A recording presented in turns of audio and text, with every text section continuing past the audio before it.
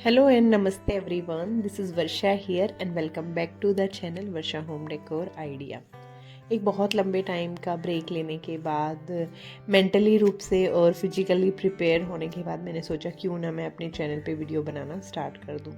कुछ चीज़ें कभी कभी लाइफ में ऐसी हो जाती हैं कि आपको रीस्टार्ट करने में ना बहुत ज़्यादा टाइम लग जाता है कि कैसे, बट जब तक आप मेंटली और फिजिकली प्रिपेयर नहीं होते हैं किसी चीज़ के लिए तो आप कुछ कर भी नहीं सकते हैं। बट चाहे कुछ भी हो जाए, काम कभी नहीं रुकते हैं, वो हमेशा ऐसे ही चलते रहते हैं। और कुछ हमारे घर के काम हैं जैसे कि जो कभी नहीं रुकते, आप वहाँ पे हैं या नहीं हैं, तो वो भी हमेशा ऐसे ही चलते रहते हैं।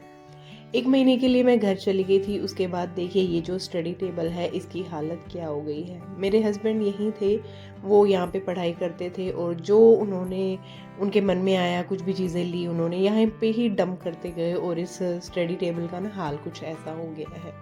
जब मैं वापस घर से आई तो मुझे लगा कि उस टाइम भी मैं प्रिपेयर नहीं थी कि मैं अपने घर को डेकोरेट कर पाऊँ या मीन्स उसको क्लीन कर पाऊँ। इस रूप से मैं नहीं आई थी घर से, जब वापस लौट के आई थी मैं जस्ट दिवाली के 5-6 दिन बाद ही चली गई थी। जो पूरा डेकोरेशन मैंने दिवाली के लिए किया था वो भी पूरे घर में ऐसे ही लगा हुआ था। सबसे पहले तो वो जब आने के बाद फेस्टिवल जब चले जाते हैं तो फिर वो चीज़ें ना आंखों में थोड़ा चुभने लगते, फिर हमें सोबर सा कुछ अच्छा लगने लगता है। तो ऐसा ही कुछ आके जस्ट मैंने फटाफट से पहले उन चीज़ों को हटाया और चीज़ों को चेंज किया। जो ब्राइट कलर थे उनसे मैंने वापस नॉर्मल उन चीज़ों को चेंज किया, यही सब किया। उसके बाद मैंने धीरे धीरे इस बार ना पहले कुछ भी ऐसा नहीं किया कि चलो पूरा घर एक साथ ही सेट कर लेती हूँ। मीन्स मैं बिल्कुल भी तैयार नहीं थी। कुछ एक्सीडेंट, कुछ हादसे आपके साथ ऐसे होते हैं ना कि आपको मतलब बहुत टाइम लगता है उन चीज़ों को शुरू करने में। तो मेरे साथ भी कुछ ऐसा ही हुआ इस बार। मतलब मैं बाद में आप लोगों के साथ कभी शेयर करूंगी जब मैं पूरी तरह से स्ट्रॉन्ग हो जाऊंगी कि एग्जैक्टली मेरे साथ क्या हुआ था। ये वीडियो जो है वो मैंने बस रैंडमली ही बनाई है, मतलब कुछ भी ऐसा स्पेशल टिप्स या कुछ भी ऐसा नहीं है। बट शायद आपको अगर लगे तो आप इसमें से ज़रूर ट्राई कर सकते हैं जो मैं आप लोगों के साथ शेयर कर रही हूँ। कभी कभी ना हम मार्केट से जब सब्जी लेके आते हैं, ऑब्वियसली ये हमारा सर्दी का सीज़न है, तो आप देखेंगे कि मार्केट में गाजर, मूली ये सब आई हुई है।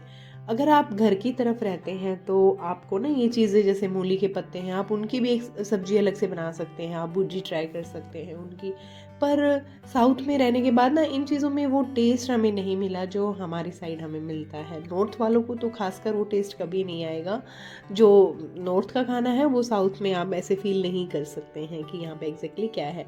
बट ठीक है, थोड़ा सा ठंड है तो आपको गाजर, मूली, मटर ये वाली आ जाती है सीज़न के हिसाब से, बट थोड़ा सा टेस्ट में फ़र्क रहता ही है।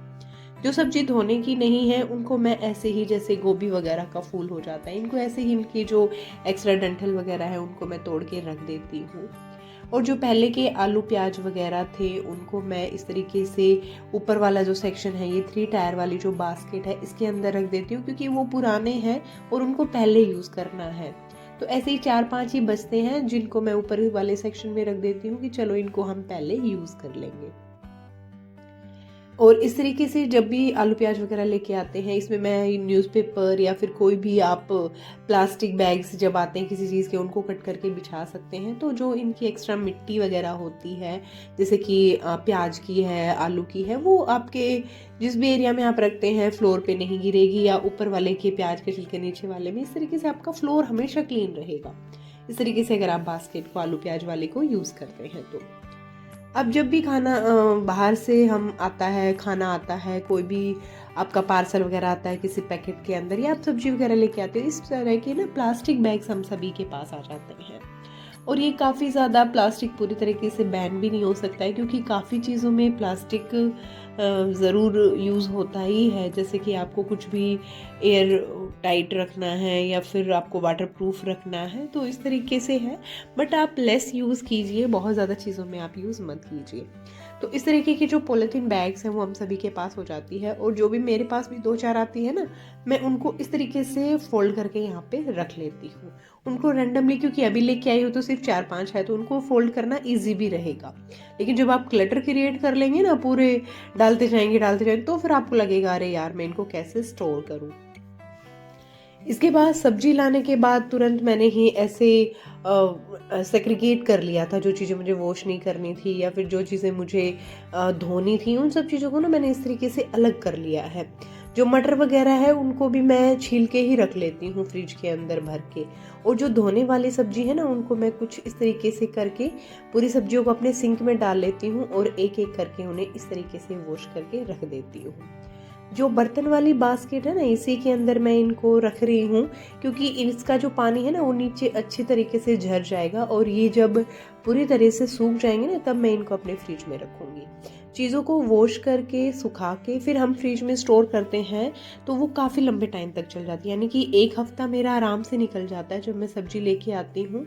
जिस दिन सब्जी लेके आते हैं उस दिन तो लगता है यार एक बड़ा काम हो गया, सब्जी को धोना है, सुखाना है और फिर इसे रखना है।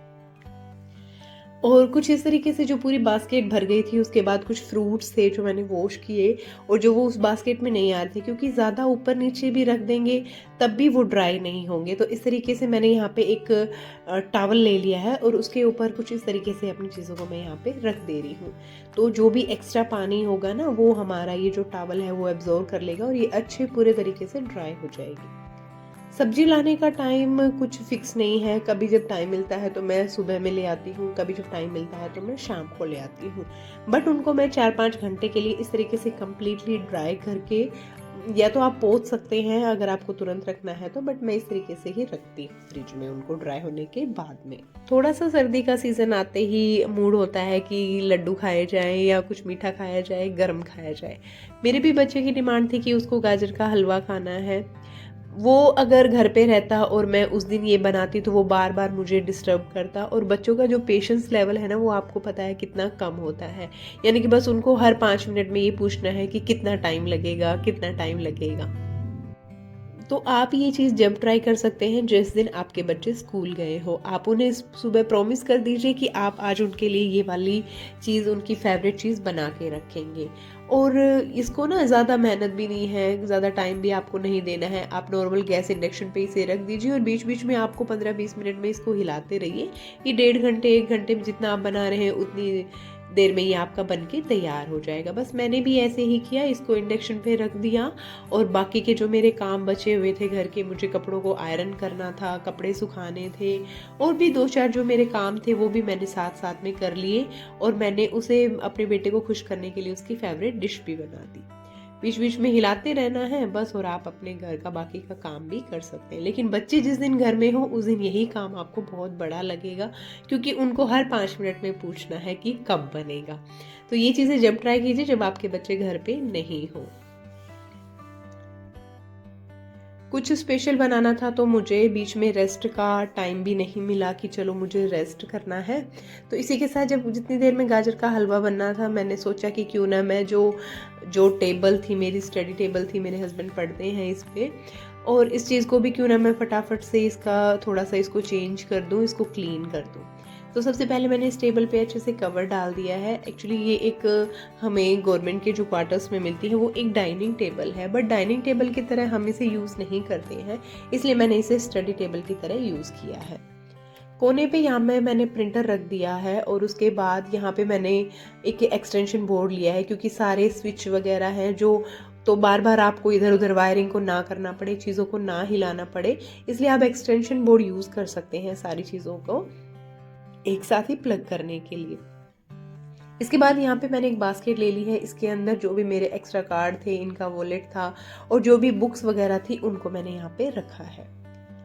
इसके बाद जो है ये मेरा विहान भी इससे थोड़ा सा पढ़ता है, उसको भी काफ़ी इंटरेस्ट है। ऐसी चीज़ों से ना बच्चों के अंदर एक क्यूरियसिटी आती है कि आप नई चीज़ें सीख सकते हैं, कैसे मतलब आप उनको नई नई चीज़ें सिखा सकते हैं। जब बुक्स के थ्रू आप उनको सिखाते हैं तो उनको थोड़ा सा बोरियत भी आती है और वो उतनी जल्दी चीज़ों को नहीं सीखना चाहते, तो इस तरीके से आप उनको सिखाएंगे ना तो काफ़ी ईजिली सीख जाएंगे। इसके बाद यहाँ पे मैंने एक और बास्केट यूज़ की है, इसके अंदर जितने भी मेरे हेडफोन्स वगैरह थे वो रख दिया है, और उनके साथ एक इस तरीके के चार्जर की ज़रूरत पड़ती है वो भी मैंने यहाँ पे रख दिया है। इसके बाद इसके ऊपर मैंने थोड़े से ये हमारे बोंक रख दिए हैं, तो थोड़ा सा ये क्यूट लग रहा था। इसके बाद ये और एक मैंने एक ऐसे ही इसके अंदर शायद कप केक आए थे, कुछ आया था, ऐसा ही है ये एक प्लास्टिक का डब्बा। इसके अंदर मैंने जितनी भी वॉच वगैरह है और जो उनके चार्जर है मैंने वहाँ पे इनको रख दिया है। आप ज़रूरी नहीं है कि बास्केट हमेशा खरीदें, इस तरीके के डब्बे अगर आपके पास है तो आप उनको भी यूज़ कर सकते हैं। हर चीज़ आपको नई खरीदने की ज़रूरत नहीं होती है, बस थोड़ा सा चीज़ों का यूटिलाइजेशन हमें पता होना चाहिए कि हम किस तरीके की चीज़ को यूज़ कर सकते हैं और किस तरीके की चीज़ को हमें फेंकना है। जब तक चीज़ें मैं पूरी तरह से खुद सेटिस्फाई नहीं होती हूँ कि हाँ ये वाला परफेक्ट लग रहा है, तब तक मैं चीज़ों को इधर उधर करते रहती हूँ। जब पूरी तरीके से मुझे सेटिस्फेक्शन हो जाता है कि नहीं ये अच्छा लग रहा है, तो फिर मैं उस तरीके से चीज़ों को रखती हूँ। इसके बाद यहाँ पे मैंने लैपटॉप को क्लीन किया। लैपटॉप का तो जो चार्जर है वो डेली बेसिस पे यूज़ होता है, तो उसको फोल्ड करके रखने का कोई मतलब नहीं बनता है, बट फिर भी मैं इस तरीके से रख देती हूँ। जब वो आएंगे तो इसे यूज़ करेंगे तो वापस से लगा लेंगे और नेक्स्ट डे मैं इसे वापस से फिर से फोल्ड करके रख दूँगी। और सामने मैंने यहाँ पे एक मैट रख दिया है कुछ इस तरीके से। इस तरीके से हमारी टेबल सेट होने के बाद यहाँ पे ना पहले टेबल को मैंने इस कोने में डाला हुआ था, पर अभी क्या है धूप की डायरेक्शन चेंज हो गई है सर्दी की वजह से थोड़ा सा, और जो यहाँ पे प्रिंटर रखा होता है इस कोने में तो उसकी इंक सूख जाती है अगर धूप में ज़्यादा दिनों तक वो रखा रहता है, क्योंकि यहाँ पे एक साइड मिरर है और एक तरफ जो है वो नेट वाली जाली है, तो मिरर में से जब सनलाइट आती है ना तो बहुत ज़्यादा इफेक्ट डालती है। तो इस तरीके से मैंने जो कर्टेन उस टाइम पे डाले हुए थे उनको भी यहाँ पे चेंज कर दिया है, और जो इस बार मैंने थोड़े से डार्क कर्टेन डाले हैं क्योंकि जो विंडो का जो रिफ्लेक्शन है वो डायरेक्ट हमारे लैपटॉप और टीवी पे जाता है, जो सनलाइट का है वो, तो उस तरीके से चीज़ें अच्छी नहीं दिखती है, इसलिए मैंने यहाँ पे डार्क कलर का कर्टेन डाल दिया है। बस थोड़ा सा चेंजेस किया है। और चलिए फिर मैं मिलती रहूँगी आपसे मेरी वीडियो में, कोशिश करूँगी अभी मैं थोड़ा सा मेंटली रूप से ठीक हूँ तो आप लोगों के साथ वीडियो शेयर करूँ। चलिए फिर मिलते हैं आपसे। आई होप आपको मेरा ये वीडियो अच्छा लगा हो, अगर अच्छा लगा हो तो मुझे कमेंट सेक्शन में ज़रूर बताइएगा। चलिए फिर मिलते हैं आपसे। Till then take care, bye bye.